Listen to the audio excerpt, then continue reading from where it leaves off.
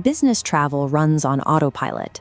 Cheap hotels, late check-ins, quick sleep, and early exits form a repetitive rhythm. We walk into these generic, mass-produced spaces, assuming they operate by the normal, everyday rules of reality. At 2:20 a.m., an exhausted traveler signs the register of an old, quiet hotel. The receptionist barely glances up while sliding over a key for room 309. That casual indifference is the first gear of the trap turning. It isolates the traveler from the very start. Look at this floor plan. This animated diagram shows how the hotel's architecture dynamically stretches to accommodate the anomaly. The elevator ride takes noticeably longer than normal. When the doors open, the corridor extends far beyond standard building proportions, pushing room 309 to the edge of a silent, flickering hallway. Under normal conditions, these spatial distortions would trigger immediate alarm, but late at night, cognitive fatigue suppresses our threat detection instincts. The victim assumes the long walk is just another annoyance, completely missing the environmental warnings until physical isolation is complete. The moment the traveler pushes open the door, the atmosphere drops. The air inside room 309 is thick and heavy, like the space has been hermetically sealed away from the rest of the world for years. Dropping their bags, the traveler spots an exact duplicate of their room key sitting on the table, cold to the touch, and stamped with the exact same number, 309. The presence of that second key suggests the room was lying in wait. This space remains dormant, hidden from the normal flow of the hotel, until it manifests to receive the specific guest assigned to the 309 register. The capture protocol initiates with a simple auditory lure. A slow, rhythmic dripping echoes out from the slightly open bathroom door. This schematic flowchart maps out the psychology of the tactic. The victim starts in the wide, safe zone of the bedroom.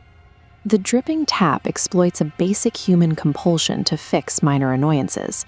That compulsion acts as bait, pulling the traveler away from the main exit and funneling them directly into a narrow, dead-end choke point. Reaching the sink, the traveler turns off the water and glances at the mirror. For a second, everything looks normal. Then the traveler moves, and the reflection remains perfectly still, staring blankly at an empty space behind them.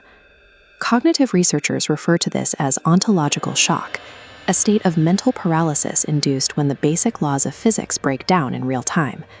By subverting reality so abruptly, the entity ensures the victim is too overwhelmed to run.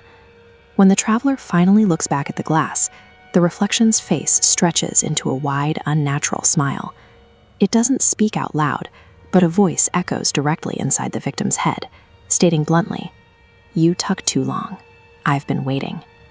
The physical breach begins with a spatial paradox. The bathroom light flickers violently, and heavy footsteps sound from inside the bathroom, but the traveler is standing in the bedroom. They lunge for the door, only to find it locked from the inside. The bathroom door creaks open. Out of the flickering frame, a dark silhouette steps directly out of the mirror dimension and into the physical space. It wears the exact same clothes and shares the exact same face, but the eyes are completely empty. It closes the distance and calmly states its purpose. It has been waiting a long time, and now it is time to replace the traveler. The entity functions as a prisoner conducting a transfer of its own sentence.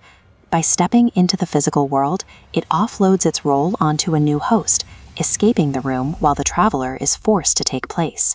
The doppelganger leans close, whispers, "And now, you stay." And the room plunges into darkness. When the lights flicker back on seconds later, the transfer is complete. The bedroom is silent. The bed is untouched, luggage is gone, and the traveler has vanished without a single trace.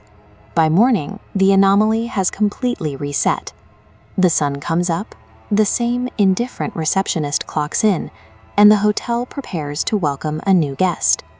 Leaving behind blood, luggage, or a missing persons case would trigger investigations and close the hotel. The system relies on total physical erasure to maintain the illusion of a mundane, safe environment, ensuring the next victim arrives right on schedule. The very next night, a new traveler arrives. They take the key from the front desk, walk down the impossibly long hallway, and unlock the door to room 309.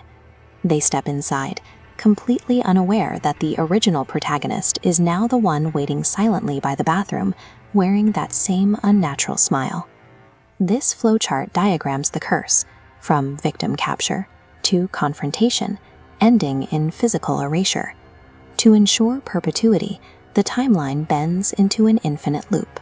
An assimilation node connects back to the start, weaponizing the victim to bait the new cycle. Room 309 concludes with systemic assimilation. The traveler is integrated into the room's architecture, transformed into the very predator required to keep the loop turning for eternity.